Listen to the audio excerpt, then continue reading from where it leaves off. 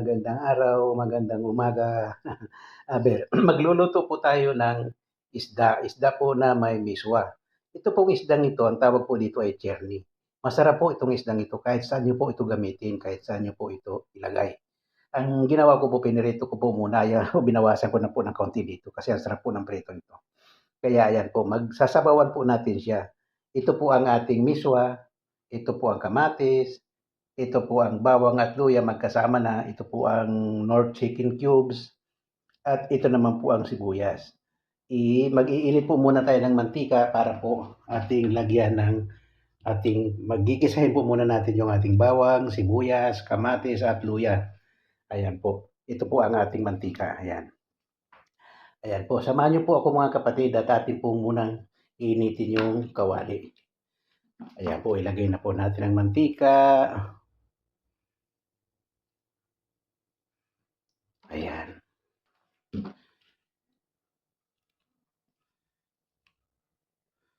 Masarap po siya. Yang isda na yun, masarap po yan kahit saan anong ilagay natin dyan. Kahit na po wala ng miswa, pero gusto kasi ng misis ko, ni Tita Amy, gusto niya may sabaw-sabaw ng kaunti, kaya sasabawan po natin. At saka ako po, gusto ko rin po ng may sabaw-sabaw, kaya yan po ang gagawin natin. Ayan po, bantayan niyo po ako mga kapatid, tayo po ay magluto, samahan niyo po ako. Ayan po, medyo mainit na po yung ating kawali. Lagay na po natin yung ating bawang.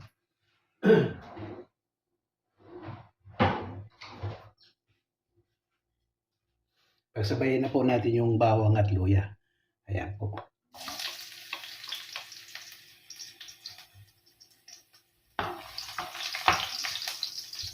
Kailangan po natin ng konti yung apoy. Nasusunog po yung ating bawang at luya.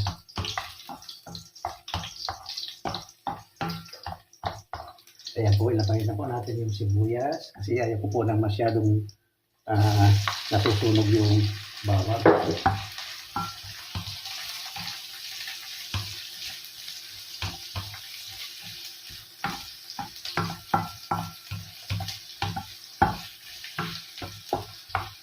Ayan, hintay po natin siya na mag-caramelize. Saka po natin ilagay yung kamatis. Ayan po.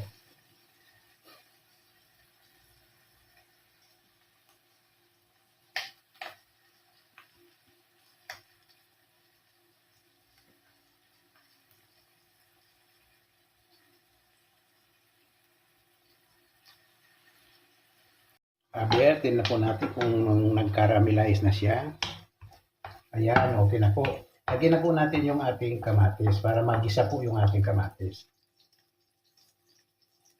Ayan po.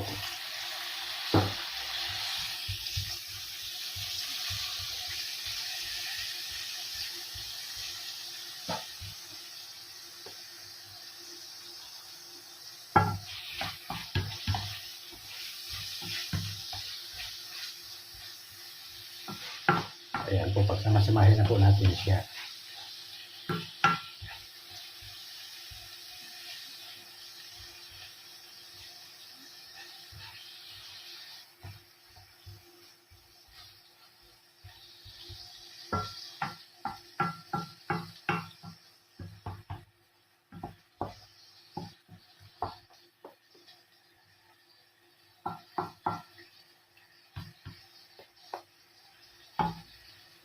Lagyan po natin siya ng kaunting asin. Kunting asin lang po kasi po, yung ating isda, nung iprito ko po, inilagyan ko yun ng kaunting asin. Kaya pagka dinamihan po natin ng asin ngayon, baka po umalat. Kaya kunti-kunti lang po. Para lang po maglabas ng katas yung ating kamatis, sibuyas, para lang po maglabas ng katas. Ayan po. Hayaan po natin siyang maluto. Pagka naluto po, saka natin ilagay yung ating isdang prito. Bago po natin siya lalagyan ng sabaw. Ayan po. Hayaan lang po muna natin siyang maluto. Takpan po natin siya para madali po siyang maluto. Ayan. Mamaya pong konti, bantayan nyo lang po ako at ipapakita ko po sa inyo kung ano nang itsura niya. Aber, titingnan na po natin siya kung ano na. Aber. Uy! Mukhang ayan. Tingnan niyo po, dahil nilagyan po natin siya ng asin, nagkaroon po siya ng, mabilis po siya nagkaroon ng, nagkatas po siya, nagcaramelize po siya. Pwede na po natin ilagay ang ating prito. Tapos nalagyan natin ng kaunting sabaw. Pagkulo ng sabaw na yun, saka natin ilalagay yung miswa. Diba, hinaan po natin ng kaunti ang apoy.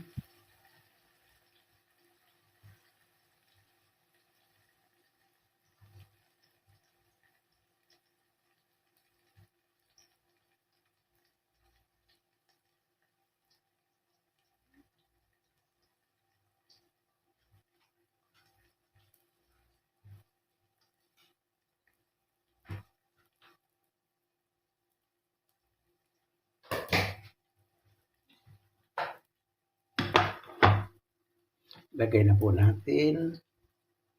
Ayan. Ayan.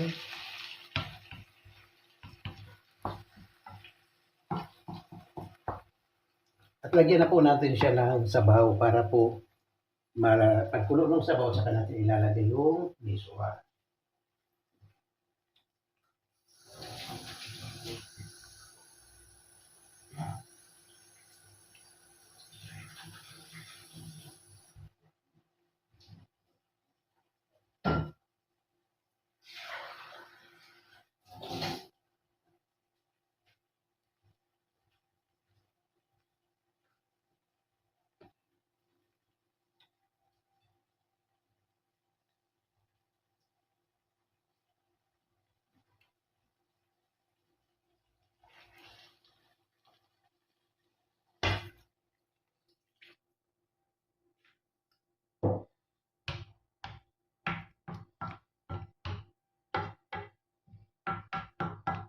Lagyan pa po natin kasi po malakas po sa tubig yung miswa eh. Sumisip-sip po yan ang tubig eh.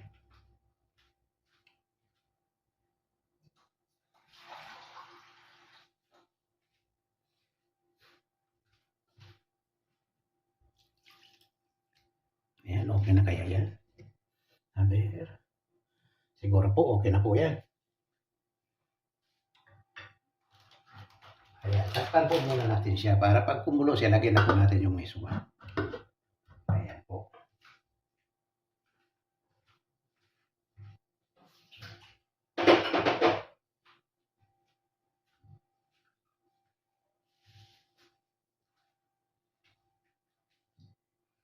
Ilagay na rin po para natin yung ating Knorr cubes para maglasa na po siya. Para bago natin siya lagyan ng asin mamaya. Kasi dadagyan pa natin ito ng kaunting asin, baka kulang po yung nilagay natin. Ayan. Hintayin po natin siya gumulo. Pag gumulo, lagyan natin yung miswa.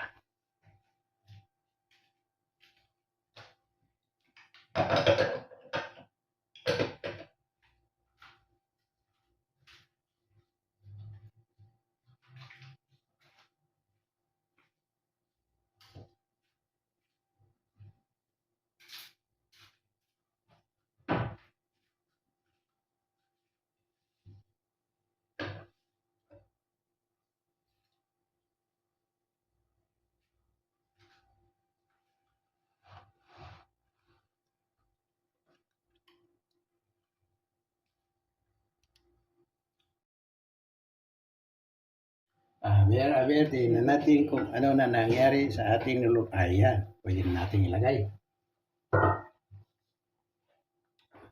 At kumukulo na po. Lagay na po natin yung ating miswa.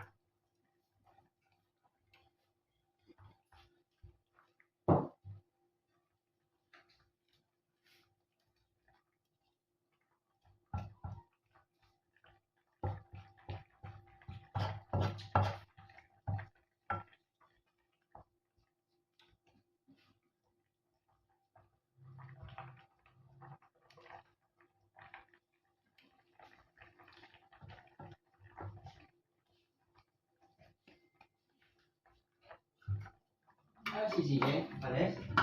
Hindi ko alam na, baka nasa kwarto nyo. Wala doon sa kwarto nyo? Wala din sa salon. Nandiyan pala sa kwarto ni Vince, nakahiga. Kasi, Saka manibis. Ah. Ako dati. Tanong ako ng vitamins yung may caffeine na 30. 30. May pera na. Ay. Hintayin ko ang bayad. Bigyan na akong pera ng tatay ko. Bye. Okay. Okay.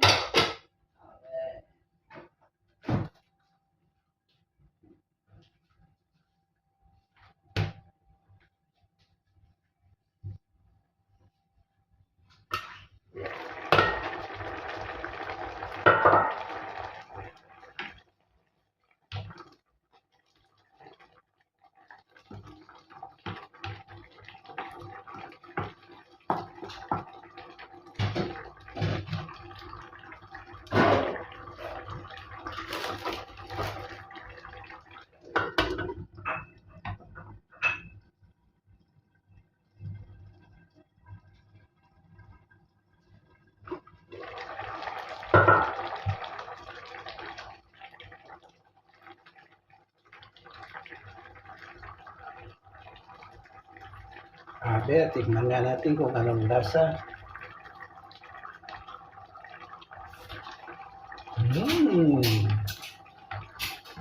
Hindi na natin kailangan lagyan ng asin. Okay na siya.